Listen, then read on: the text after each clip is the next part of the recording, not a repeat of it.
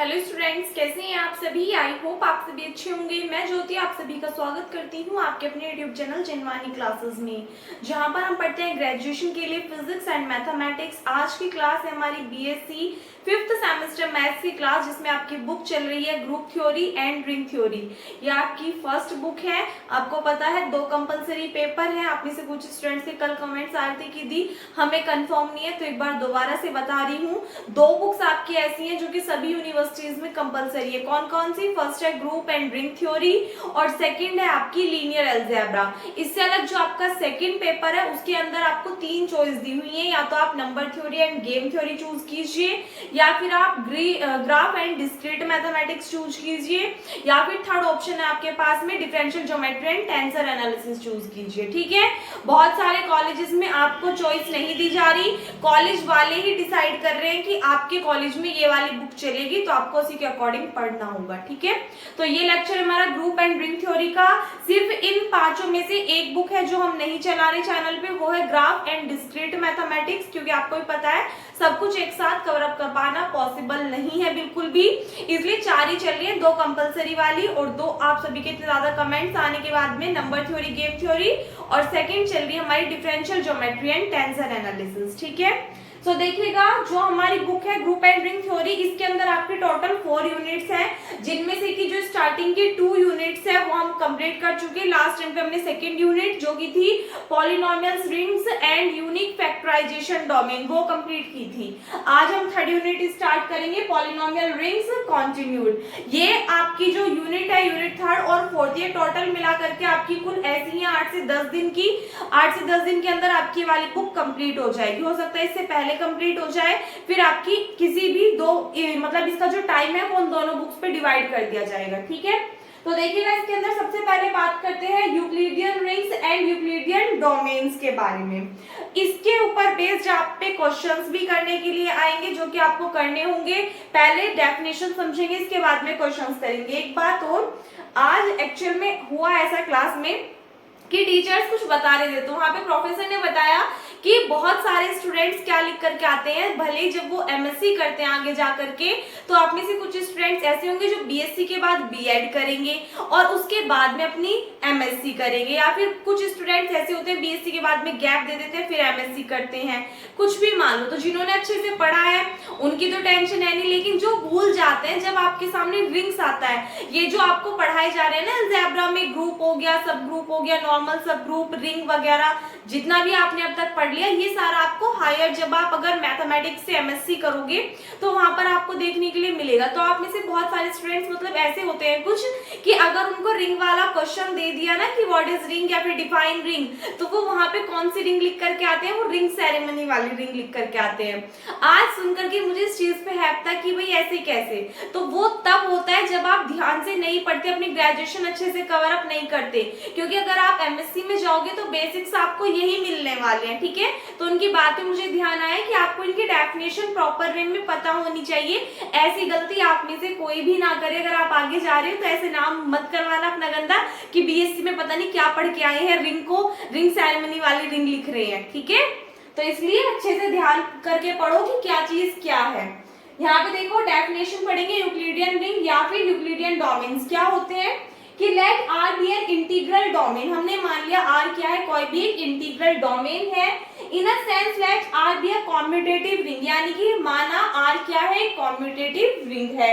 Commutative property क्या कहती है, अगर हम किसी भी फंक्शन के लिए ले रहे हैं कि अगर सपोजेड ए बी कोई फंक्शन है तो ए बी कॉम्यूटेटिव कब होगा, अगर ए बी किसके इक्वल हो, बी ए के इक्वल हो। ठीक है, तो हमने माना कैपिटल आर क्या इंटीग्रल डोमेन है, यानी कि आर क्या है, कॉम्यूटेटिव रिंग है विदाउट जीरो डिवाइजर्स, यानी कि इसका कोई भी जीरो डिवाइजर नहीं होगा। Then R is said to be Euclidean ring, तब आर को हम यूक्लिडियन रिंग कहेंगे कब, इफ यदि to every non zero element A belongs to R, यदि प्रत्येक नॉन जीरो एलिमेंट यानी कि प्रत्येक वो एलिमेंट जो कि जीरो ना हो उसके लिए एक हमने टर्म लेट कर ली ए, जो कि किसको बिलोंग करती है, आर को बिलोंग करती है। So we can assign a non negative integer D of A, तो उस कंडीशन में हम क्या लेते हैं, नॉन नेगेटिव इंटीजर लेते हैं D of A, such that जो कि क्या करेगा, इन दोनों कंडीशंस को सेटिस्फाई करेगा। फर्स्ट कंडीशन क्या है कि for all A B belongs to R, यानी कि सभी के लिए यदि ए और बी कोई भी हमने दो एलिमेंट माने जो कि किसको बिलोंग करते हैं, आर को बिलोंग करते हैं, और आर हमने क्या मानी है, कॉम्यूटेटिव रिंग मानी है। अब रिंग क्या होती है, रिंग की डेफिनेशन क्या होती है, मैं आपको पहले भी लिखा चुकी हूँ, और आपको थर्ड सेमेस्टर में जो आपकी अलजेब्रा वाली बुक थी उसमें आई थिंक लास्ट लेक्चर था, लास्ट चैप्टर था आपका रिंग्स वाला, उसमें भी आपको प्रॉपर्ली बता चुकी हूँ। तो अगर आपको कहीं पे भी कंफ्यूजन है तो एक बार या तो अपनी नोटबुक खोल के देख लेना अगर आपने पढ़ा हुआ है, और यहाँ से नहीं पढ़ा हुआ तो अपनी एक बार जो लेक्चर्स है उनको चेक कर लीजिएगा, ठीक है। तो ए और बी यदि किसको बिलोंग कर रहे हैं, आर को बिलोंग कर रहे हैं, बोथ नॉन जीरो, यानी कि कंडीशन ध्यान रखना दोनों के दोनों कैसे होनी चाहिए, नॉन जीरो, कोई भी टर्म जीरो नहीं होनी चाहिए। तो उस कंडीशन में डी ऑफ ए भी जो होगा वो greater than is equals to होगा किसके, डी ऑफ ए के। सेकेंड कंडीशन क्या है कि for any A comma B belongs to R, किसी भी वैल्यू के लिए यदि ए और बी किसको बिलोंग कर रहे हैं, आर को बिलोंग कर रहे हैं, and B does not equals to zero, और यहाँ पर बी की जो वैल्यू है वो जीरो के इक्वल नहीं है, तब देयर एग्जिस्ट, ये साइन आपको पता है किसका होता है, देयर एग्जिस्ट का। वहां पे क्या एग्जिस्ट करेंगे, कोई भी दो अनदर एलिमेंट जो कि हमने मान लिया small Q and small R, और ऑल्सो ये भी हमारे किसको बिलोंग करेंगे, कैपिटल आर को बिलोंग करेंगे, सच दैट ए किसके इक्वल हो, बी क्यू प्लस आर के इक्वल हो, where either R is equals to zero और D of R is less than D of B. अब यहाँ पे देखो एक टर्म आई है A is equals to B Q plus R, तो number theory and game theory जितने भी स्टूडेंट अगर इस पेयर को पढ़ रहे हैं तो एक बार पहले जल्दी से कमेंट सेक्शन में ये बताओ कि ये हमारी कौन सी थ्योरम है, क्योंकि मैं आपको ये पढ़ा चुकी हूँ। वीडियो पॉज करके कमेंट सेक्शन में बताइए जल्दी से। एक बार यहाँ दो खुद देखो, जिनको याद नहीं है आपको याद होगी डिवीजन एल्गोरिथम, डिवीजन एल्गोरिथम ये आपने कहाँ पढ़ा है, अपने 10th स्टैंडर्ड में, 10th क्लास में आपने पढ़ा था। डिवीजन एल्गोरिथम की थ्योरम क्या कहती है कि ए किसके इक्वल होता है, बी क्यू प्लस आर। दीदी ये तो यही लिख रहा है, मतलब क्या है, मतलब ये है जब भी आप किसी टर्म को किसी अनदर टर्म से डिवाइड करते हो, सपोज दैट हमने 5 को डिवाइड किया 2 से, तो आप कहोगे 2 2 4, रिमाइंडर बचा 1, तो यहाँ पे एक तो होता है डिवाइडेंट, एक होता है डिवाइजर, एक होता है यहाँ पे क्वोशिएंट, और जब आप इसको सोल्व करते हो, जब आप इसको यहाँ पे सोल्व करते हो तो आपका कुछ ना कुछ यहाँ पे क्या बचता है, रिमाइंडर बचता है। तो थ्योरम ये कहती है कि ये जो b होता है ये किसके इक्वल होता है, इन दोनों की मल्टीप्लाई में अगर हम रिमाइंडर को ऐड कर दें तो हमारे पास में क्या निकल करके आ जाती है, एक सेकेंड यहाँ पे मिस्टेक होगी, ये a और ये b, हाँ तो मैं बोल रही थी कि यहाँ पे जो डिवाइडेंट होता है किसके इक्वल होता है कि अगर आप डिवाइजर और जो भी आपका क्वोशिएंट है उन दोनों की मल्टीप्लाई करके रिमाइंडर को उसमें ऐड कर दो तो ये आपका a के इक्वल होता है, ठीक है। फॉर एग्जाम्पल अगर मैं कहूँ 5 हमारा किसके इक्वल है तो आप कहोगे 2 2 4, एंड इसमें जो रिमाइंडर बचा 1 उसको अगर आपने ऐड कर दिया तो ये साइड भी क्या आ गई 5। इट मीन्स कि इन दोनों की मल्टीप्लाई और रिमाइंडर को जब आप इसमें ऐड करोगे तो वो आपका मिड टर्म की इक्वल निकलेगा। तो ये कहती है हमारे डिवीजन एल्गोरिथम की थ्योरम का स्टेटमेंट था, ठीक है, समझ में आ गया। यहाँ पर Q क्या है, क्वोशिएंट, और R क्या है, रिमाइंडर है। इसके बाद में ये वाली टर्म अगर आपको समझ में आ गई हो तो एक बात बताइए, जब भी शेषफल बचता है यानी कि जब भी रिमाइंडर बचता है, रिमाइंडर क्या होता है, या तो आपका 0 होगा या तो 0 होगा। भाई एक बात बताओ, मैंने कहा b को डिवाइड कर रहे हो a से, यहाँ पे क्वोशिएंट आ गया, यहाँ पे रिमाइंडर, तो आप कहोगे दी या तो कंप्लीटली कट जाएगी कोई भी टर्म, अगर आप 2 से 4 को डिवाइड करो तो वो कंप्लीटली कट जाएगा, तो उस कंडीशन में r किसके इक्वल आएगा, 0 के इक्वल आएगा। तो इट मींस r या तो 0 के इक्वल होगा, या सेकंड कंडीशन क्या बनेगी कि ये जो हमारा रिमाइंडर बचता है ये ऑलवेज क्या होता है, ये ऑलवेज स्मॉलर देन होता है किससे, इस b से। क्यों, क्योंकि सब एक बात बताइए, अभी मैंने एक एग्जांपल लिया था ये वाला, ठीक है, तो मैंने कहा सेकंड, एक तो कंडीशन बता दी कि अगर यहाँ 4 होता तो यहाँ पे रिमाइंडर 0 बचता। सेकंड कंडीशन मैं आपसे ये बोल रही हूँ कि ये जो रिमाइंडर है ये हमेशा छोटा होगा इस b से। क्यों छोटा होगा, क्योंकि अगर यहाँ पे मान लो मैंने 2 ले लिया, यहाँ पे अगर मैंने 2 ले लिया तो ये तो फिर से कैंसिल आउट हो जाएगा, भाई 2 1 2 चला दोगे आप, फिर रिमाइंडर 0 बचेगा। तो इसका मतलब क्या है कि यहाँ पे जो भी टर्म बचेगी, जो भी रिमाइंडर बचेगा, या तो वो 0 होगा या फिर वो इस b से छोटा होगा। होगा, वरना बड़ा होने पे तो आपका डिवाइड फिर से हो जाएगा और देन आगे आप क्वेश्चन को सॉल्व कर लोगे। तो ऑलवेज आपको ध्यान रखना है कि रिमाइंडर जो होता है वो 0 होता है या b से हमारा कैसा होता है, छोटा होता है। तो d of r is less than d of b। Clear हो गई? ये थी हमारी यूक्लिड रिंग्स की या फिर यूक्लिडियन डोमेन की डेफिनेशन, जो कि आपसे एग्जाम में पूछ भी जाती है, तो आपको ध्यान रखनी है। अब इस पे बेस्ड क्वेश्चंस करेंगे, एक बार पहले इतना नोट कीजिए। नेक्स्ट देखिएगा, फर्स्ट क्वेश्चन आपके सामने, show that the ring of integers is a Euclidean ring, यानी कि आपको शो करके दिखाना है कि जो इंटीजर्स की रिंग होती है वो कैसी होती है, यूक्लिडियन रिंग होती है। अभी आपको डेफिनेशन बताया, कोई भी रिंग आपकी यूक्लिडियन रिंग या फिर यूक्लिडियन डोमेन कब कहलाएगी, यदि वो दो कंडीशंस को सेटिस्फाई करे। फर्स्ट कंडीशन क्या बताइए आपको कि डी ऑफ ए बी जो है वो greater than is equal to होना चाहिए किससे, डी ऑफ ए से।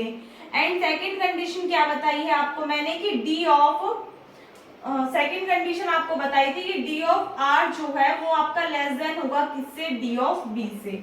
अगर ये दोनों कंडीशन सेटिस्फाई हो रही है तो इट मींस आपकी क्या कहलाएगी रिंग, यूक्लिडियन रिंग या फिर यूक्लिडियन डोमेन। तो आपसे कहा है कि जो रिंग है इंटीजर्स की वो क्या है, यूक्लिडियन डोमेन है, ये शो करो। अब मैं आपसे पूछूं इंटीजर्स की रिंग को आप रिप्रेजेंट कैसे करोगे, तो अब डायरेक्टली रिंग निकाल के मत दिखाना कि कभी ड्रॉ कर दो, ठीक है, कि इस तरीके से रिप्रेजेंट करेंगे। देखो आपको पता होना चाहिए कि जो रिंग होता है, सबसे पहले मैं ग्रुप पे आती हूँ, रिंग छोड़ दो आप, अगर आपको ग्रुप याद होगा तो रिंग आप इजीली याद कर लोगे। मैं आपसे अगर ये पूछूं कि ग्रुप को आप डिफाइन कैसे करोगे, किस तरीके से डिफाइन करोगे, ग्रुप क्या होता है, तो कैसे बताओगे, आप कहोगे जी कोई भी अलजेब्रिक स्ट्रक्चर जिसके अंदर एक तो सेट एग्जिस्ट कर रहा हो एंड एक कोई भी ऑपरेशन एग्जिस्ट कर रहा हो, तो उसको हम क्या बोलते हैं, ग्रुप बोलते हैं, यदि वो चार प्रॉपर्टीज को सेटिस्फाई करता है, जिसमें से कि फर्स्ट होती है क्लोजर प्रॉपर्टी, सेकंड होती है एसोसिएटिव प्रॉपर्टी, थर्ड होती है existence of identity and fourth होती है एग्जिस्टेंस ऑफ इनवर्स की। ठीक है, तो इसमें एक बात है, ये तो हो गई ग्रुप की डेफिनेशन। इससे अलग ही अगर मैं आपसे कहूं रिंग को डिफाइन करो, तो आप क्या कहोगे, एक ऐसा अलजेब्रिक स्ट्रक्चर जिसके अंदर एक तो सेट एग्जिस्ट कर रहा हो। अब ये सेट इंटीजर्स का है तो आई लोगे, रियल नंबर्स का है तो आर लोगे, रेशनल नंबर्स का है तो क्यू लोगे, नेचुरल नंबर्स का है तो एन लोगे, कॉम्प्लेक्स नंबर का है तो सी लोगे, इस तरीके से। तो हमारे पास में क्या है, इंटीजर्स का सेट है, तो इसका मतलब एक तो हम ले लेंगे इंटीजर आई, ठीक है।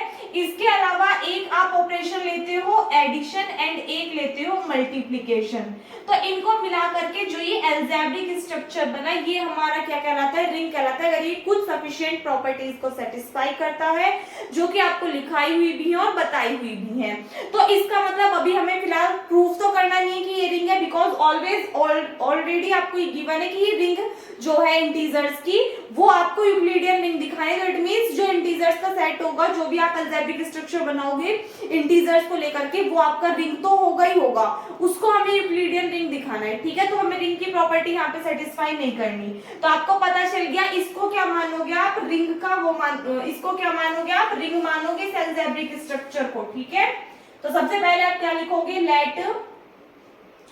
Late I plus dot be the ring of integers, be the ring of integers such that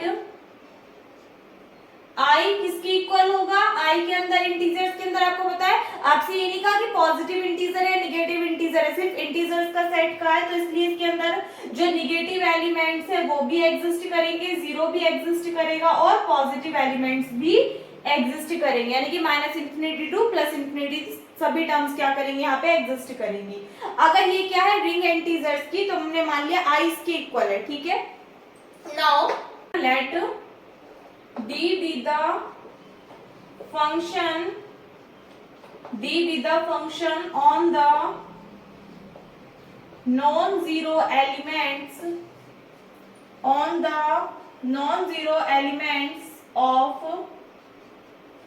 I be defined as, जिसको डिफाइन किया गया है किस फॉर्म में, हमने मान लिया d क्या है, कोई भी फंक्शन है जो भी i के नॉन जीरो एलिमेंट्स है उन पे, जिसको हम डिफाइन कर रहे हैं किस फॉर्म में कि सपोज दैट ए कोई भी एलिमेंट है किसका, आई का, यानी कि ये कोई भी इंटीजर है। तो डी हमने फंक्शन लिया, तो हमने कहा कि डी ऑफ ए को हम कैसे डिफाइन कर रहे हैं कि ये हमारा किसकी इक्वल होगा, मॉडुलस ऑफ ए की इक्वल होगा, जहां पर सभी के लिए जो जीरो है वो तो आपका ए नहीं होगा, यानी कि A does not equals to zero होगा, लेकिन ए आपका किसको बिलोंग करेगा, इंटीजर्स के सेट को बिलोंग करेगा, बिकॉज यूक्लिडियन रिंग की कंडीशन कहती है कि जो एलिमेंट है वो हमारा जीरो नहीं होना चाहिए। तो ये बात समझ में आ गई आपको। डी हमने कोई भी फंक्शन लिया किसके एलिमेंट्स पे, जो भी इंटीजर्स का सेट है उनके एलिमेंट्स पे। तो डी ऑफ ए जो कि किसकी इक्वल होगा, मॉडुलस ऑफ ए के, जहां पर सभी के लिए जीरो ए की इक्वल नहीं होना चाहिए, लेकिन ए किसको बिलोंग कर रहा है, हमारा इंटीजर्स के सेट को, लेकिन इंटीजर्स के सेट में से जो जीरो है वो हमारा ए को बिलोंग नहीं करना चाहिए। अब इसका मतलब क्या है, देखो अगर हमने मॉडुलस लिया है तो सीधी सी बात है ए कैसा होगा, हमारा पॉजिटिव इंटीजर होगा, क्योंकि अगर टर्म माइनस की भी आएगी तो वो भी कैसे निकल करके आ जाएगी, पॉजिटिव निकल करके आएगी। तो आप क्या लिखोगे कि नाउ इफ, यदि क्या होता है कि जो जीरो है वो डज नॉट इक्वल्स टू ए है, और ए हमारा किसको बिलोंग कर रहा है, आई को बिलोंग कर रहा है, so then A is a non negative integer, कह सकते हो आप इसको पॉजिटिव की जगह, non negative integer. In a sense, अगर मैं आपको एक दो एग्जांपल लेकर के दिखाऊं, फॉर सपोज दैट हमने ले लिया डी ऑफ -3, तो ये आपका किसकी इक्वल होगा, मॉडुलस ऑफ -3 की इक्वल होगा। अगर हम ए की वैल्यू -3 ले रहे हैं, मोड के अंदर -3 पुट करोगे तो आपको क्या मिलेगा, 3 मिलेगा।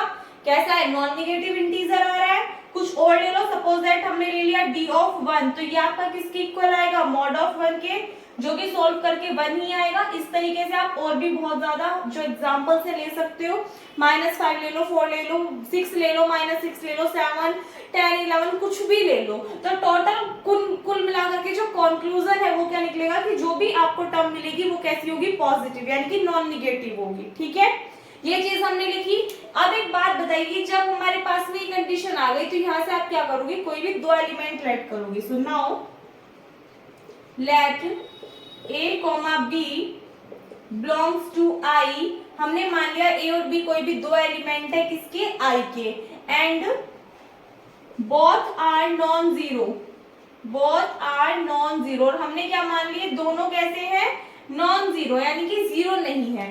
तो उस कंडीशन में हम क्या लेकर के चल सकते हैं कि जो ए बी लेना, हमने मान लिया कि जो ए बी है वो किसकी इक्वल होगा, चाहे तो इनका मॉडुलस लेकर के सॉल्व करना, बिकॉज हम मॉडुलस में ही शो कर रहे हैं। तो हमने माना ए और बी क्या है, कोई भी दो एलिमेंट है किसके सेट के, आई के, इंटीजर्स हैं दो, ठीक है, और दोनों कैसे हैं, नॉन जीरो हैं। तो उस कंडीशन में अगर हम मॉड ऑफ ए बी निकालेंगे तो ये किसकी इक्वल आएगा, mod of A into mod of B की इक्वल आ जाएगा। अगर मैं आपसे कहूं कि mod of A B is equals to mod of A into mod of B के, फॉर एग्जाम्पल मैं कहूं 6 किसके इक्वल है, 2 इंटू 3 के, यानी कि यहाँ पे 2 इंटू 3 लिखा हुआ है, तो हमने इसको लिख दिया 2 और इंटू 3। तो एक बात बताइए, ये जो 2 इंटू 3 होगा ये ग्रेटर देन नहीं होगा ओनली 2 से, ये ग्रेटर देन नहीं होगा ओनली 3 से। अगर हम इसकी बात करें, इसका मतलब क्या है, 6, तो 6 आपका 2 से भी बड़ा होगा, 3 लोगे तो 6 आपका 3 से भी बड़ा होगा।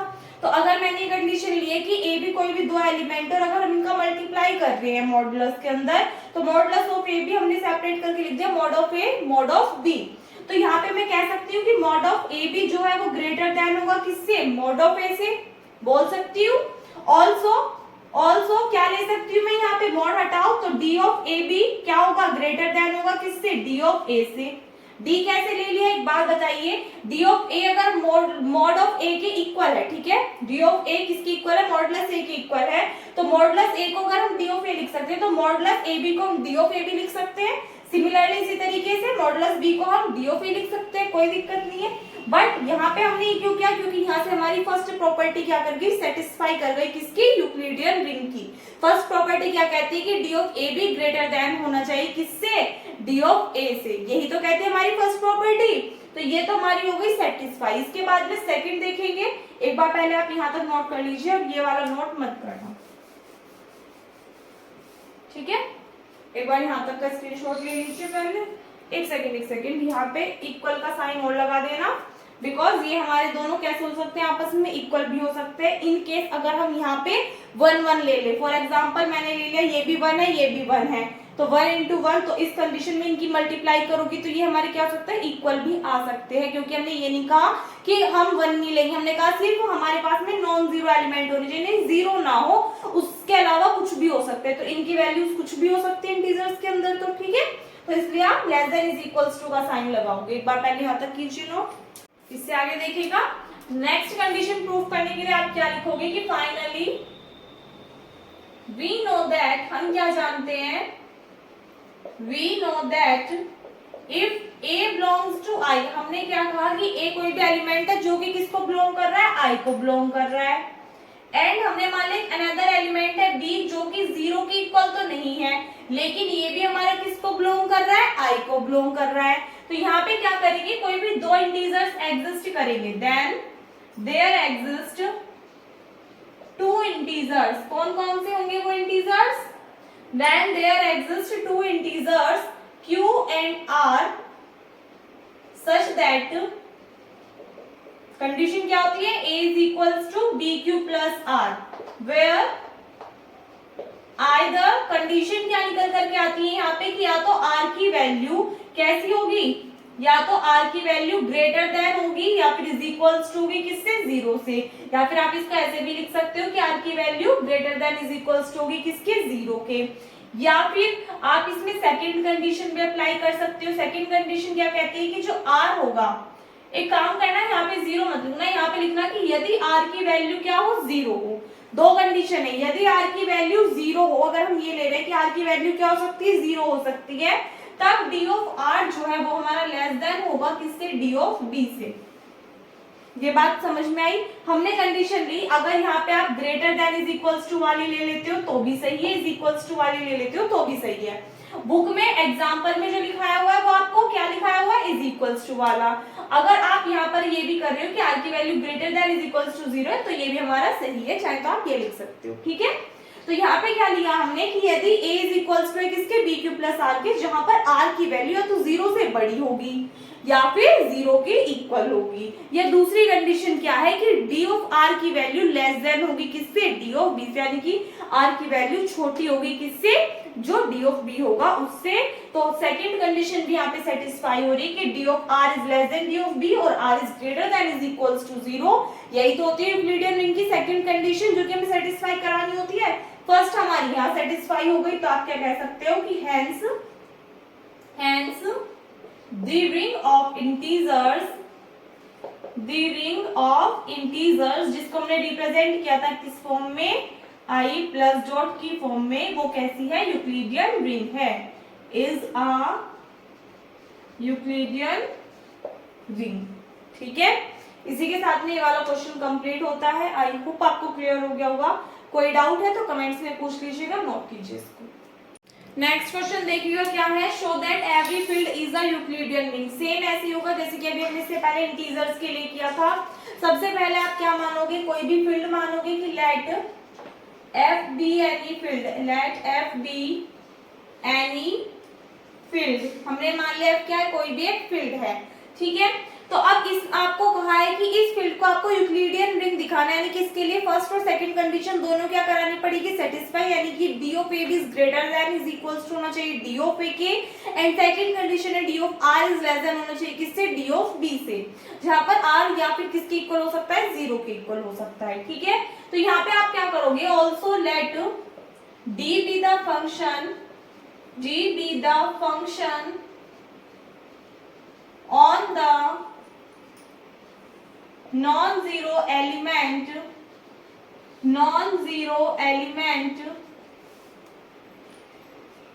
in f।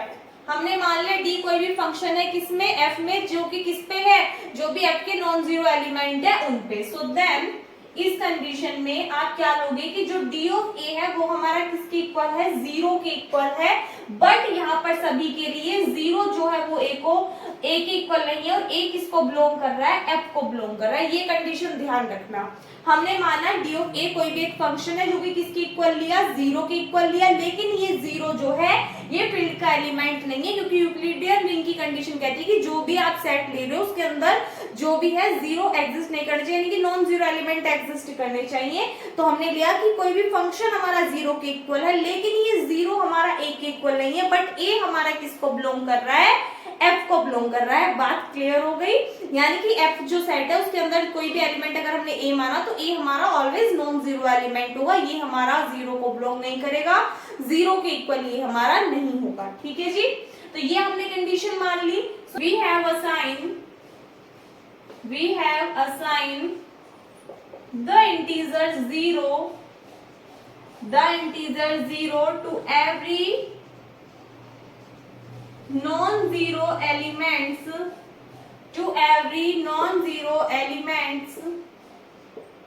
in F। यानी कि अब हम क्या साइन करेंगे, जो इंटीजर आया है जीरो उसको हम इंट्रोड्यूस कराएंगे किससे, जो कि प्रत्येक नॉन जीरो एलिमेंट होगा F में उससे। ठीक है, सो देयरफॉर यहाँ पे आप लेट करोगे कि let if A and B be any non-zero elements of F। हमने माना A और B कोई भी दो एलिमेंट F के जो कि कहते हैं नॉन जीरो एलिमेंट है। देन तब अगर मैं कहूँ इनका प्रोडक्ट लो, अगर कोई भी दो नॉन जीरो एलिमेंट है तो ऑलवेज उनका प्रोडक्ट भी कैसा आएगा, नॉन जीरो आएगा। भाई अगर कोई भी दो एलिमेंट्स है, अगर आप इनमें से एक जीरो ले रहे हो तभी तो दूसरा मतलब उनका प्रोडक्ट जीरो आएगा, लेकिन अगर दोनों ही नॉन जीरो है तो प्रोडक्ट जीरो कहां से आ जाएगा, वो भी नॉन जीरो आएगा। तो आप क्या लिखोगे कि then A B is also a non zero element, यानी कि यदि ए और बी कोई भी दो नॉन जीरो एलिमेंट है F के तो उस कंडीशन में ए बी भी कैसा होगा, नॉन जीरो एलिमेंट होगा। सो देयरफॉर हम कह सकते हैं कि अगर हम बात करें डी ऑफ ए बी की तो ये किसके इक्वल आएगा, जीरो के अकॉर्डिंग टू दिस, और जीरो हमारा किसके इक्वल है, डी ऑफ ए के इक्वल है। तो यहाँ से हम कह सकते हैं डी ऑफ ए बी जो होगा वो किसके इक्वल आएगा कंडीशन में, डी ऑफ ए के। सो इम्प्लाइज दैट हम यहाँ से कह सकते हैं कि डी ऑफ ए बी जो होगा वो ऑलवेज ग्रेटर देन होगा किससे, डी ऑफ ए से। ये बात क्लियर हुई, डी ऑफ ए बी अगर हमारा जीरो आ रहा है इस कंडीशन के अकॉर्डिंग और ऑल्सो जीरो अगर हमारा डी ऑफ ए के इक्वल है तो यहाँ पे हम कह सकते हैं कि डी ऑफ ए बी हमारा क्या होगा, बड़ा होगा या इक्वल होगा किसके, डी ऑफ ए के। क्यों होगा, क्योंकि ये कंडीशन अभी मैंने बताई थी, क्या बताया था कि अगर सपोज दैट 2 into 3 है और यहाँ पे आप 2 ले रहे हो तो 6 तो ऑलवेज बड़ा होगा 2 से, या 6 ऑलवेज बड़ा होगा 3 से। लेकिन अगर हम कंडीशन 1 1 की लेकर के चल रहे हैं तो उस कंडीशन में 1 तो किसके इक्वल होगा, 1 के इक्वल होगा। तो ये वैल्यू या तो बड़ी होगी या इक्वल होगी किसके, डी ऑफ ए से। यही क्या थी हमारी यूक्लिडियन रिंग की फर्स्ट कंडीशन थी। तो एक कंडीशन तो सेटिस्फाई हो गई। सेकंड कंडीशन के लिए आप क्या लिखोगे कि फाइनली वी नो दैट, हम क्या जानते हैं कि इफ ए बिलोंग कर रहा है किसको, एफ को, एंड एक एलिमेंट जीरो जो कि does not equals to B है और बी हमारा किसको बिलोंग कर रहा है, एफ को बिलोंग कर रहा है, then there exist two integers. वहां पर क्या करेंगे, कोई भी दो इंटीजर्स क्यू और आर एग्जिस्ट करेंगे सच दैट, जिसके लिए कंडीशन क्या बनेगी कि a इज इक्वल्स टू होगा बी क्यू प्लस आर के, इन अ सेंस जो r की वैल्यू होगी वो या तो जीरो के इक्वल होगी या फिर d ऑफ r जो होगा वो लेस देन होगा किससे, d ऑफ b से। ये क्या थी हमारी सेकंड कंडीशन थी। ठीक है, इसी के साथ में ये वाला क्वेश्चन भी आपका कंप्लीट होता है। बाकी के जो क्वेश्चन है डेफिनेशंस होंगे वो इससे नेक्स्ट लेक्चर में कवर करेंगे। एक बार पहले आप इतने का स्क्रीनशॉट ले लीजिए। ठीक है जी, सो आई होप आपको सभी कुछ अच्छे से समझ में आ गया होगा। अगर कहीं पे कोई भी डाउट है तो आप कमेंट सेक्शन में पूछ सकते हैं। बाकी वीडियो अच्छी लगी है तो वीडियो को लाइक कर देना, अपने फ्रेंड्स के साथ में शेयर कर देना।